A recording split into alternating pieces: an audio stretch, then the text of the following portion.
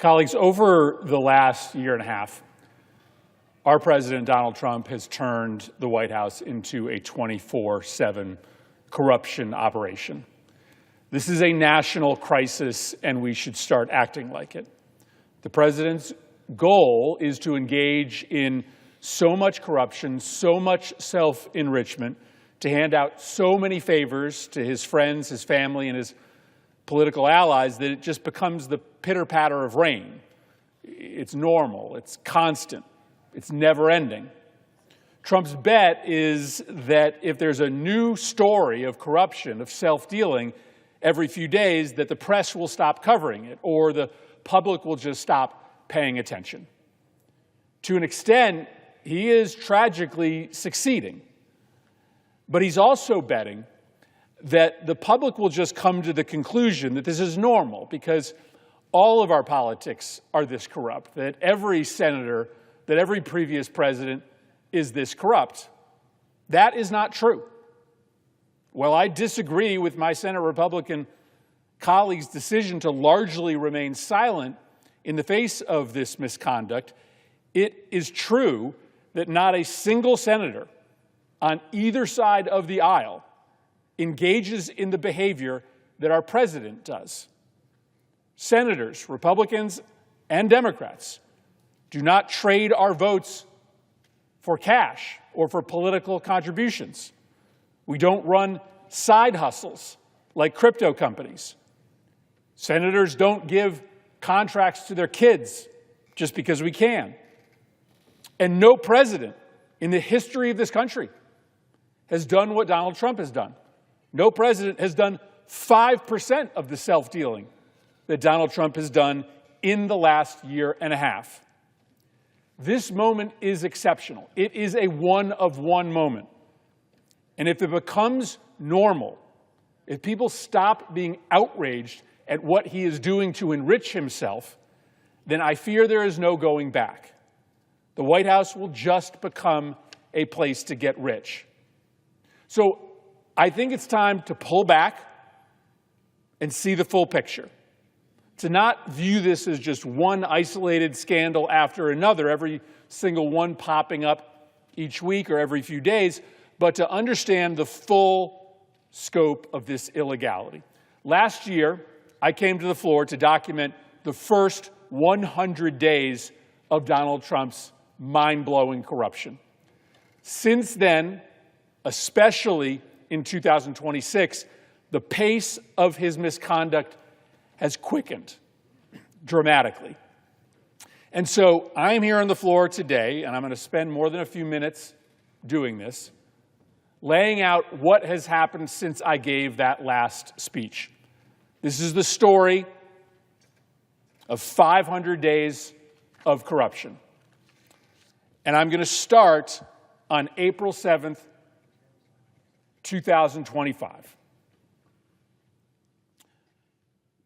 This is when the current acting Attorney General, Todd Blanch, issues a memo ordering the termination of several Biden-era DOJ investigations into crypto companies. Now, here's the problem.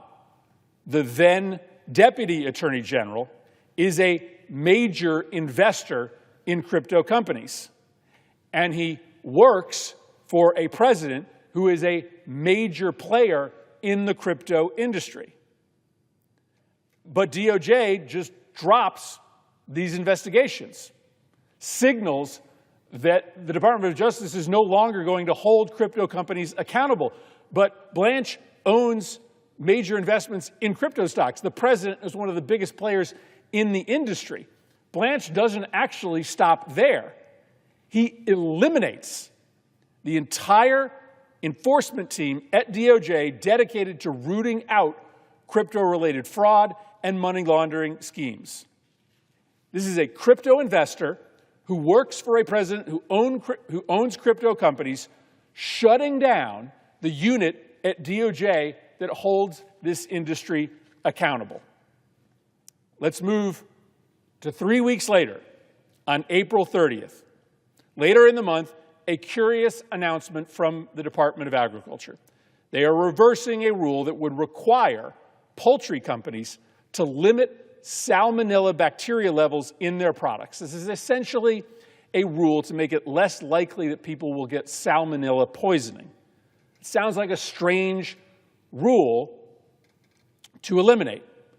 We come to find out that one of the biggest donors to Donald Trump's inauguration was a poultry company called Pilgrim's Pride. They made a donation to Trump's inauguration that was bigger than practically any other company, bigger than Amazon, Meta, or Exxon, $5 million. And after they made the donation, they asked for one thing, the reversal of this Salmonella rule, and they got it. This is pay for play. You make a donation to the president or the president's political operation, you ask for a favor, and you get it. And we will see as we wind through these 500 days, this happens over and over again. In May 2005, the pardon racket starts. Every member of the Senate should be outraged at this. You all know what is happening. The president is pardoning people based on their ability to pay, either him and his political operation or pay people who are close to the president. On May 27th, Donald Trump pardons a man called Paul Walzak. This is a really bad guy. He stole millions of dollars from the nurses and healthcare aides at the nursing home he owned. And he used the cash that he stole from his employees to buy a $2 million yacht. He got convicted. He went to jail for fraud. But his mother paid $1 million to buy a face-to-face meeting with Donald Trump. And 3 weeks after that paid audience, her son was given a full and unconditional pardon that went so far as to relieve him of any duty to pay back the $4.4 million that he stole from his employees. This is a new pay for pardons scheme that begins in May. In June of 2025, it's revealed that top administration officials are cashing in on government contracts that benefit their own investment portfolio. Stephen Miller is more than just the architect of the administration's hardline immigration policies. He has a personal financial stake in them. For instance, Miller owns up to $250,000 in Palantir stock. And just a month before Miller's holdings became public, ICE announced that it was awarding a $30 million contract to, you guessed it, Palantir, to provide real-time surveillance information to ICE officers. And you'll be shocked to hear this, there was no competitive bidding process for that contract. And you'll hear this over and over again. Competitive bidding basically doesn't exist. If the president or somebody close to the president wants a contract directed to a friend or to a company in which they invest. Miller overseeing ICE. ICE gives a no-bid contract to Palantir. The investors in Palantir, which include Stephen Miller, get rich. Let's move to September of 2025. In September, we start to learn the danger of Donald Trump's crypto corruption. I covered this in the first 100 days of corruption. This is maybe the most corrupt thing that Trump is doing. He and his family own a crypto company that issues several crypto coins. There's no disclosure on who is buying those coins. The president promotes them. He invites people to official events who purchase the coin. On September 18th, though, we come to find out that Trump made $57 million selling crypto tokens to entities associated with the regimes in North Korea, Iran, and Russia. Extraordinary investments being made by entities that are tied in with North Korea, Iran, and Russia into Trump's crypto companies. It begs the question, as we are currently debating an Iran deal that basically exists on Iran's terms, why was there a flood of money from Iranian regime-backed entities into the Trump crypto companies? Why were they putting that investment in? What did they expect to get from the president? We've never, ever before had this exist. We've never had a backdoor mechanism by which foreign governments could just shovel money into the pocket of the president. It exists because of the Trump's meme coin and his stable coin. On September 23rd, this is a week later, it's now pretty obvious that there's a pay-to-play regime in charge of the White House. A week later, on September 23rd, Donald Trump closes the books on a criminal investigation into one of his key advisors, Tom Homan. This is his border czar. The FBI had caught Tom Homan red-handed, engaging in naked corruption. Undercover agents had handed him $50,000 in cash, in a bag, and he agreed to give them government contracts. This was on video. This is the border czar getting a bag of cash in exchange for contracts on video, but the administration on September 20th just makes the investigation go away because that kind of bribery, that kind of naked graft is okay in this White House. We're moving on to October 2025 right now, 2 weeks after Homan is let off. Maybe the most nakedly corrupt pardon. There's not a single senator that could defend this. Changpeng Zhao built an entire business based on allowing terrorists, drug traffickers, and sex predators to use his cryptocurrency to evade the law. He went to jail for this. But he also helped Trump launch his crypto business. So who cares about financing terrorists and sex criminals? Trump gives this guy a full pardon on October 7th. It's naked. This is a guy who built a company that allowed terrorists and sex predators to engage in private financing. He went to jail. He got out of jail because he agreed to help get Trump rich. We're still in October. Later that month, the bulldozers arrived to destroy the East Wing of the White House. It's still amazing to think that that actually happened. And the ballroom corruption racket begins. The word goes out, if you want something from Donald Trump, donate to his ballroom. It's all he cares about. We know that. Donald Trump talks about his ballroom all the time. As of this month, more than half of the publicly identified donors to the Ballroom project have, since they made their donation, won a new or expanded federal contract, totaling more than $50 billion. More than half of the people who donated to the Ballroom have, since they donated, and this just all kicked off on October 15th. This has only been like 8 months. Half of the people who donated to the Ballroom have gotten a new or expanded federal contract worth $50 billion. Moving on to November of 2025. It's not just Trump's corporate donors that are getting rich now. Part of the White House's daily operation is to find creative ways to funnel taxpayer money to Trump's kids. This one's wild.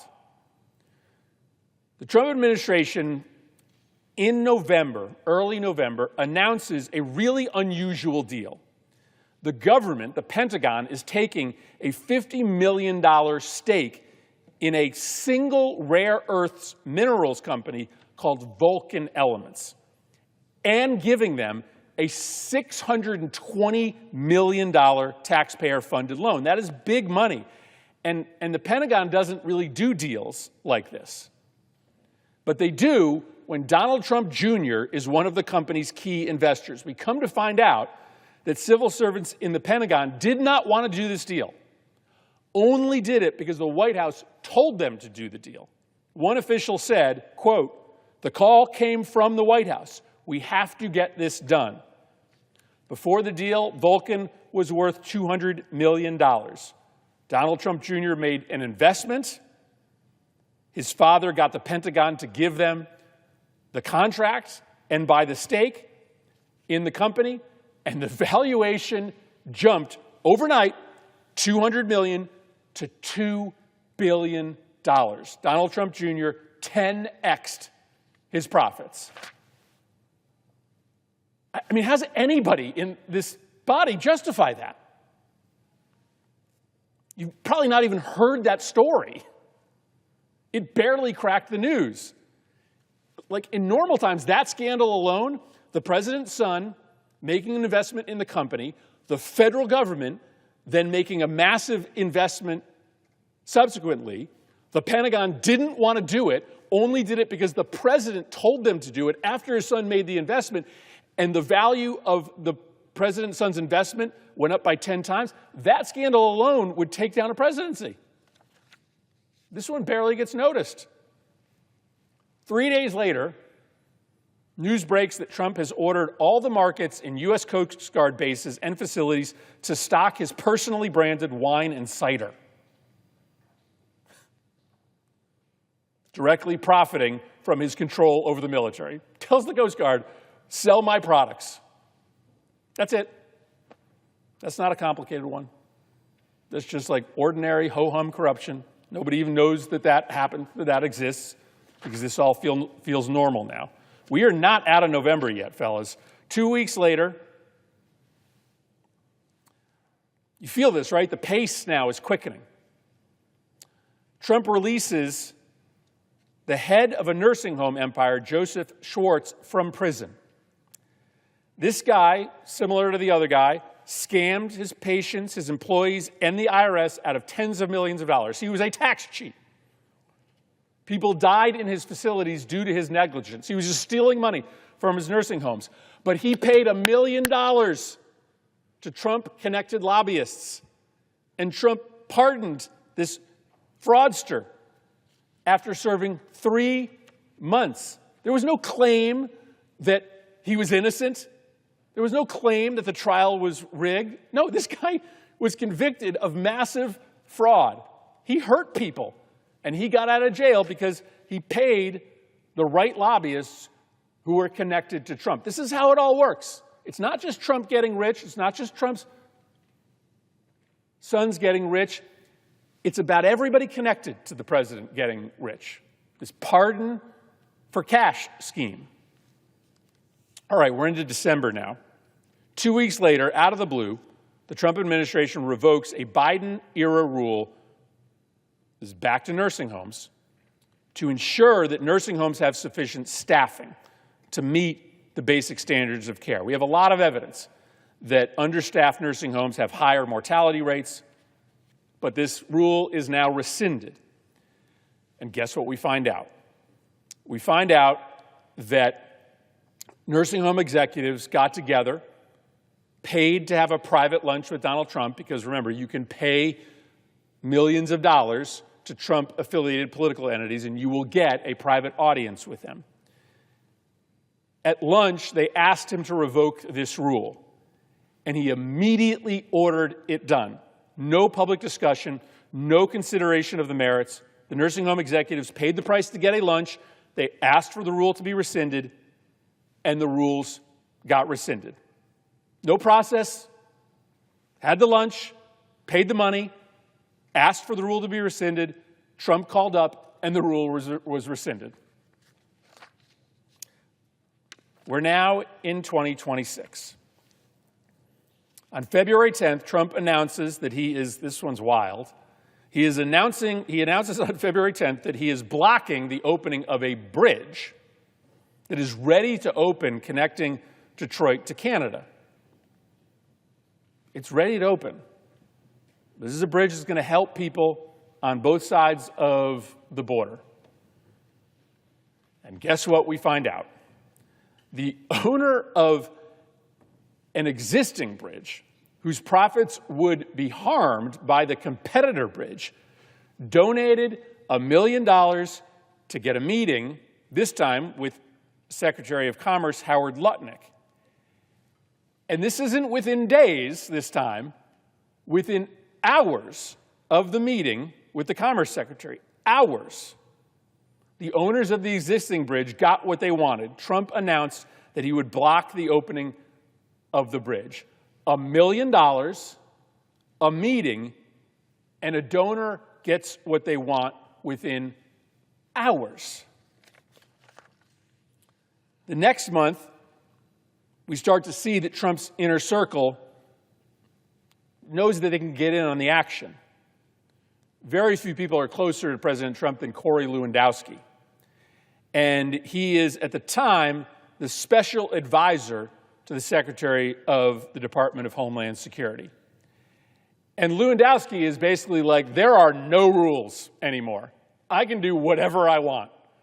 And so he literally starts to engage in mob-style extortion threats to contractors. He demands direct payments from companies that want DHS contracts for his protection.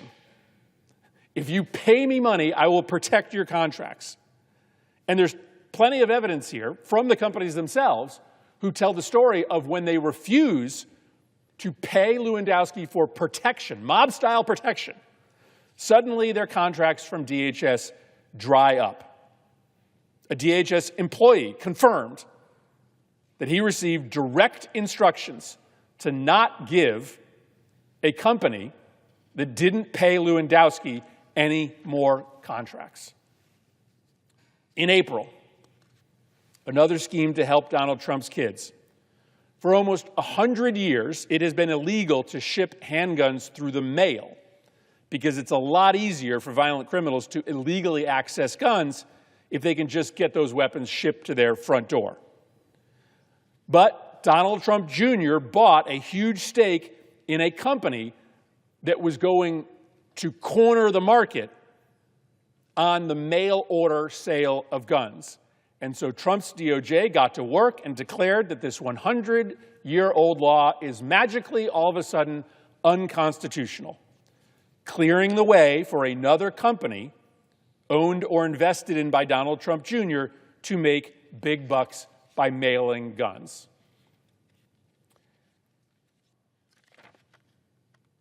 We're still in April.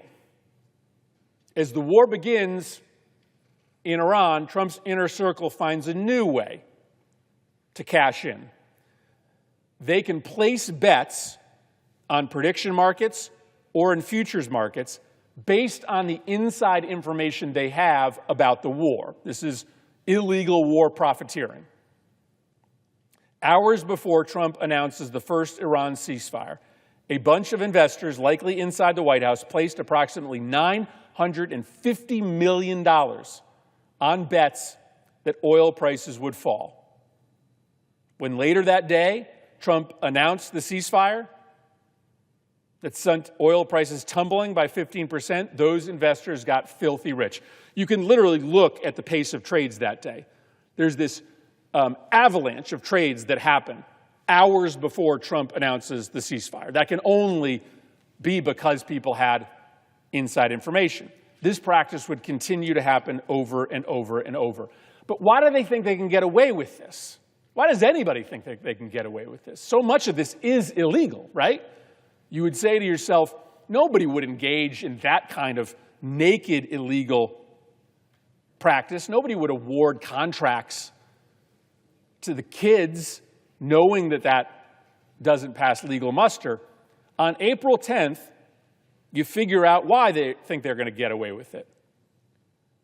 On April 10th, Donald Trump makes an explicit promise that everybody engaged in this corruption will get away with it. Here is his quote on April 10th, as the pace of this corruption increases. Quote, "I will pardon everyone within 200 feet of the White House." So now you understand why people think they can get away with it. This is reported on April 27th, so we're still in April. Trump wants to get all his friends involved in the grift now. So Trump gives a no-bid $17 million contract to refurbish 2 fountains near the White House, including the reflecting pool. We're living with the consequences of this corruption right now, as we have a green reflecting pool. This is a completely unqualified contractor who is already in over his head because he's involved in the ballroom, and he gets a new $17 million contract. Does it really cost $17 million to clean up fountains? The answer from the National Park Service itself is no. In fact, the National Park Service was planning to bid that contract out for 1/5 what Trump gave it to his friend for. But it was a no-bid contract. It just went to Donald Trump's friend. The value was wildly inflated. And so now Trump's buddy has an extra $14 million, more than the actual cost of the project. It's your money. This money doesn't grow on trees. This is taxpayer money. It's supposed to cost $3 million. He gave the contract for $17 million. We're still in April. Big Tobacco has wanted for years to break into the $6 billion flavored vape and e-cigarette market. But the FDA, of course, has had regulations to say that you can't sort of run back this old playbook of the tobacco companies marketing to kids. So we haven't allowed them to market these flavored vape products, these bubblegum flavored vape products. I have 2 teenagers. I know exactly what's going on. They are marketing these products to kids, and they weren't allowed to do it. But the tobacco lobbyists did the thing that we've talked about over and over again. They made a $5 million donation, and if you make a $5 million donation, you get a lunch with the president or a dinner with the president. So they get this lunch with the president, and they say to the president, just like the nursing homes executive said, I want the vape rule to be rescinded. Surrounded by these big tobacco representatives, President Trump, like at the moment, calls the FDA commissioner and tells them to rescind the regulations. He calls up Dr. Oz. Like, all this is happening immediately. Tells him to rescind the regulations. The FDA commissioner resigns in protest. He said, in good conscience, he couldn't do this. He couldn't be part of this kind of corruption. But on Friday, the FDA announced that it was bypassing all traditional rulemaking to adopt the exact policy that the tobacco executives asked for the weekend before. Less than a week. Less than a week. No rulemaking. FDA commissioner resigns. We're now on to May. Not all the stories of the corruption in this White House require deep journalistic dives into obscure public records. Sometimes you can just log on to YouTube, where you can find the Secretary of Transportation, Sean Duffy's family road trip reality show. Who is bankrolling this stunt? Who's paying for the gas, the hotels, the cameras, filming his vacation? Not Duffy. It's Toyota, it's Boeing, it's United Airlines. It's all the companies that Secretary Duffy is responsible for regulating. Gas prices are going up, transportation costs are going up, and the Secretary of Transportation is riding in snowmobiles in Montana paid for by the companies he regulates.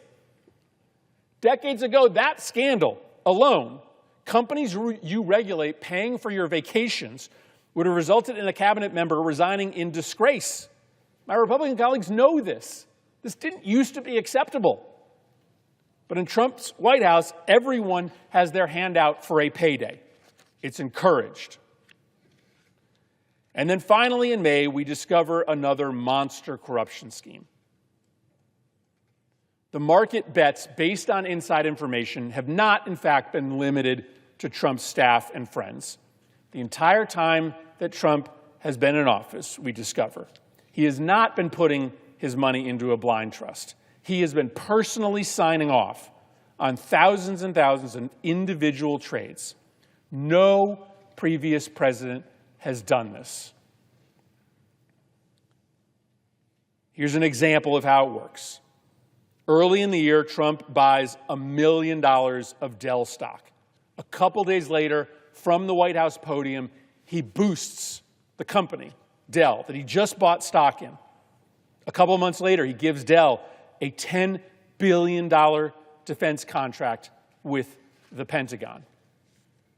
That happens over and over again. The president buys stock, he publicly boosts the company, he gives government work. I know all this feels exhausting, 500 days of corruption, but we've never, ever seen this before. I only listed like half of the publicly disclosed incidents of corruption. And we just can't pretend that this is normal. I'm giving a half an hour to this because this is a serious, serious crisis. The pay-to-play schemes, the pardons for donors, the contracts for friends, the favors for Trump's children, the use of inside information to make money.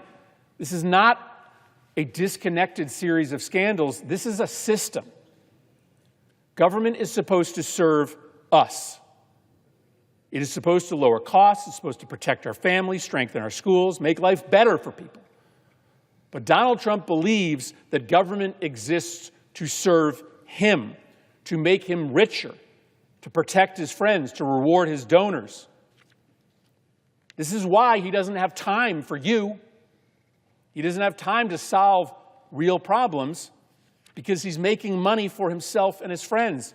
And he's betting that the corruption will be so constant that we stop hearing it, that the outrage will just turn into exhaustion, and the exhaustion will just turn into acceptance. We can't let that happen, because once corruption becomes normal, it becomes permanent. The White House is not a business opportunity. The presidency is not a license to steal from the American people. The government of the United States doesn't exist to make Donald Trump rich. It belongs to the American people. And after 500 days of corruption, Democrats and Republicans in this body, along with the American people, should start acting like it. I yield the floor.